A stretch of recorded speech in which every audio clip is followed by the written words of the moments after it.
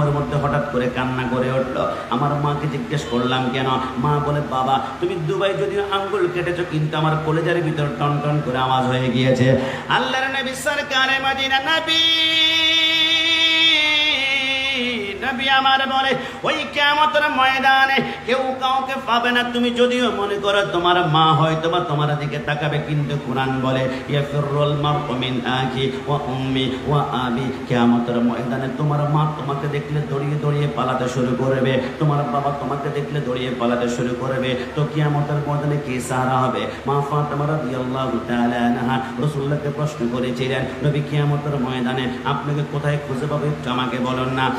ফাতেমার কথা শুনে রাসূলুল্লাহ বলে, ফাতেমা তুমি আমাকে একটা জায়গার মধ্যে পেতে পারো যেটার নাম হচ্ছে মিজান। মিজান মানে দাঁড়িপাল্লা। এটা জামাত ইসলামের দাঁড়িপাল্লা নয়, এটা হচ্ছে কিয়ামতের ময়দানের দাঁড়িপাল্লা। দুনিয়ার জমিনে পাল্লা যখন ওজন হয় তখন নিচের দিকে নেমে যায়, কিন্তু কিয়ামতের ময়দানের দাঁড়িপাল্লা যখন বাড়ি হবে তখন উপরের দিকে উঠে যাবে। ওই কিয়ামতের ময়দানে মিজানের কাছে পাবে। ইয়া রাসূলুল্লাহ সেইখানে খোঁজার পরে যদি আপনাকে না পায়, নবী আমার বলে হাউজে কাউসারের সামনে পাবে। আমার উম্মত যখন তৃষ্ণার কারণে 12 সূর্যের তাপ মাথার উপর পড়ার কারণে জিহ্বাটা মাটি পর্যন্ত বের হয়ে যাবে, আমি রাসূল সহ্য করতে পারবো না। তখন আমার ডানে দুইজন যুবক থাকবে, আমি রাসূল হাউজে কাউসারের পানি বন্টন করব না। হাউজে কাউসারের পানি তো বন্টন করবে আমার দুই নাতি হাসান হুসাইন। জবান খুলে বলে সুবহানাল্লাহ।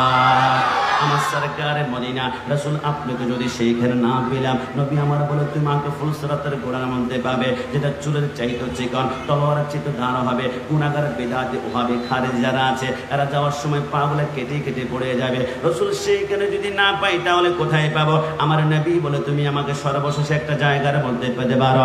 আসা আইয়াবাসাকা রাব্বুকা মাকামাম মাহমুদা ইমামুল আউয়ালিনাল আখিরিন বাহার সাদাকা রাহমাতাল লিল আলামিন সাইয়্যিদুল কাওনাইন খাতমুল মুরসালিন আখিরামাত বহুদে ফখরুল আউয়ালিন শুধু আজদাস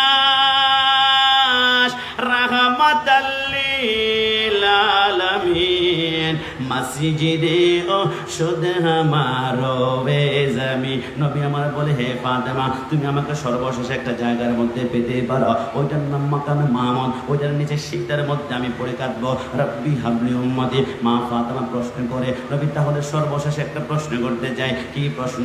নবী এট এ টাইমে 4টা জায়গার মধ্যে যদি আপনার উম্মতগুলা মুসিবতের মধ্যে পড়ে যায়, আপনি একা পক্ষে কিভাবে সম্ভব হবে তাদেরকে রক্ষা করার জন্য?